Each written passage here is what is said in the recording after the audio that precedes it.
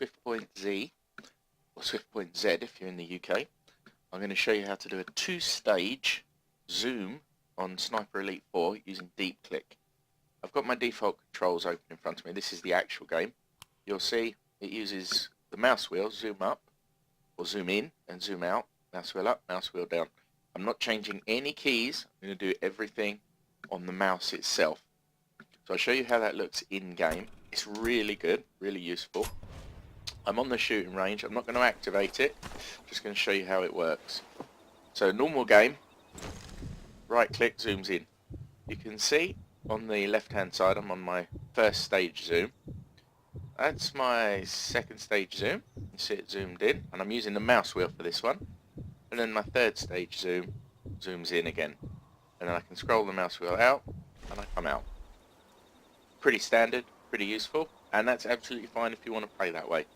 I thought I'd just use this as an example, show you how the Swiftpoint Z works on a three-stage zoom, or three-stage deep click. So I need to back out of this game, and I'll see you in the programming software in a minute. Okay, so here we are in the Swiftpoint driver software. I'm using the latest version of the software available to me now. Depending on when you're watching this, your driver version may differ.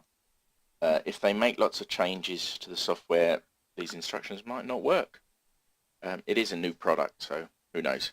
Anyway, we are going to create a profile for Sniper Elite 4 to allow the right mouse button to perform our two-stage zoom. Our basic zoom, then the two steps for a full zoom. You're looking at the global mappings. These are just the defaults. Everything is based off this initially. You then change it as you see fit. I've got a few profiles already.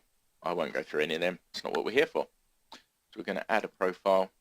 You're going to want to enter a name. Nice and easy. Sniper Elite 4. As you see, there are no mappings in this profile because all profiles start off blank. So you don't add individual mappings. You add everything from the global and remove what you don't want. Slightly counterintuitive, but it makes sense once you use it for a while. So step one, we add our override globals. We now have a Sniper Elite 4. It's saved automatically. You don't need to worry about saving. So that's it. If we do nothing else, our Sniper Elite 4 profile can be activated here or directly on the mouse if you've set the config to tilt. What we do now, we're going to do our right click. As you can see here, it is set up for a standard right click. The global has a deep click shown. It doesn't do anything. It vibrates at 0% strength. So the deep click on the right click and in fact the left click do nothing. We're going to change that. First thing you're going to want to do is set your deep click strength. So how hard do you press the button for this stage of deep click to activate? Everyone will be different depending on how you press the button, how hard you press the button. Your deep click percentage is going to be more than mine. It took me a while to get the sweet spot. Bit of testing. Do it yourself. You'll find that perfect spot that does your deep click. So for me, for this first stage, I'm going to set it to 40%.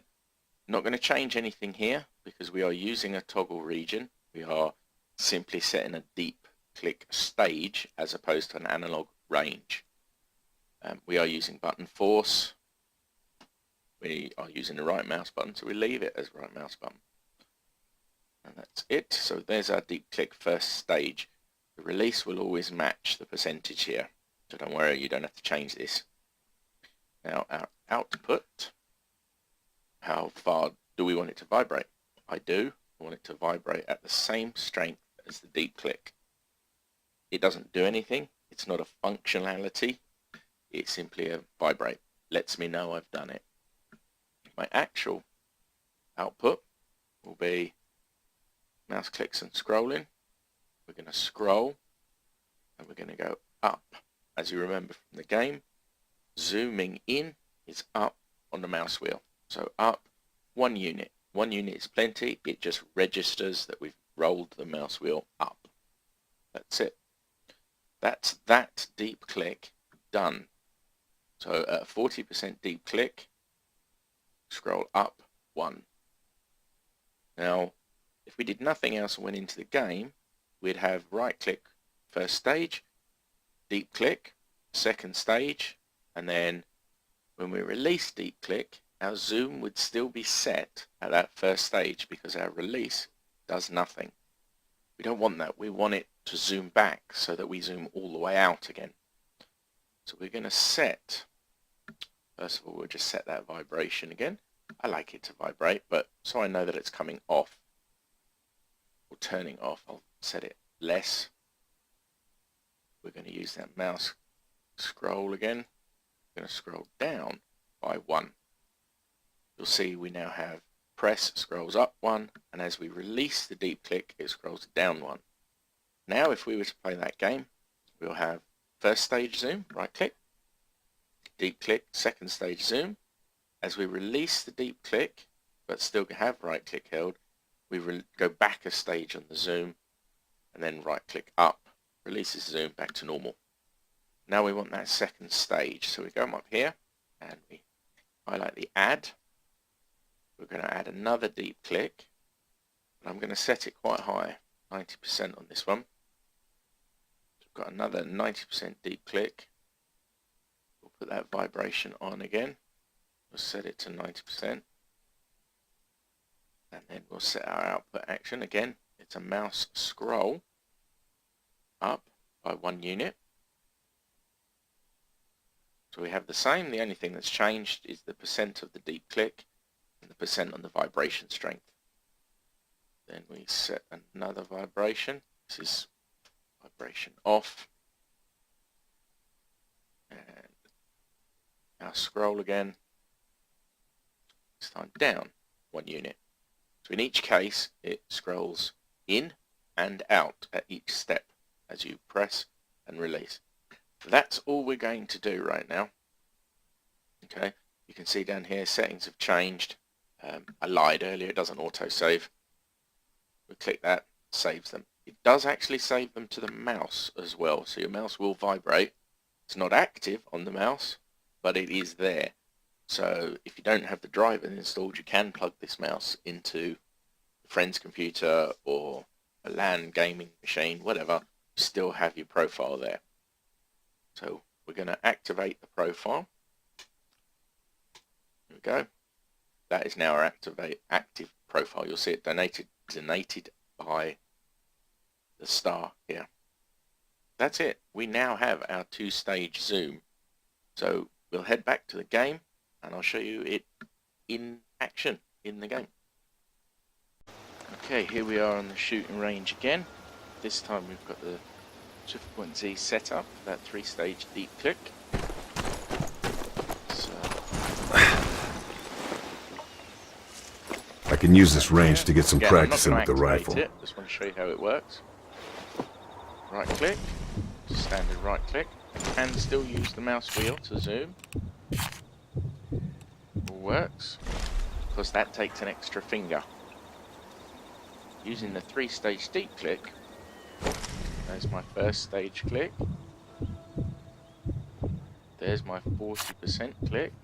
And I can hold that, look around, and there's my full click. You can see from the left hand side that I'm now at full 12 zoom. As I start to release the mouse, the first stage comes off, the second stage comes off, and then the mouse comes off. It's not that slow in real time. If I wanted to go from here all the way to full zoom, hold the mouse hard and nothing happens. That's a little quirk, shall we say, of the mouse button. If you press it too quickly, in any of your programming on the mouse, if you press the button too quickly, doesn't tend to recognize the second click. So I'm now first stage again, but if I press very quickly onto full press, I'm at full press on the mouse. As you can see, I've only gone 1 stage. You can release it, come out, that's fine, but to get to that full stage you have to pretty much slow your clicking a little bit. So first stage, third stage, works quite well. It's a slight pause. It's all about speed. You'll get the hang of it. It's a quirk of the mouse. This is a new product. It's nothing like any mouse that's been around before. So of course there's going to be quirks, there's going to be idiosyncrasies. You'll get used to it. But in a game like this, where you can have that click and zoom, it works really well. Try it in The Division, try it in Ghost Recon. Any game that has a two-step works very well. Anyway, that's it for now. See ya.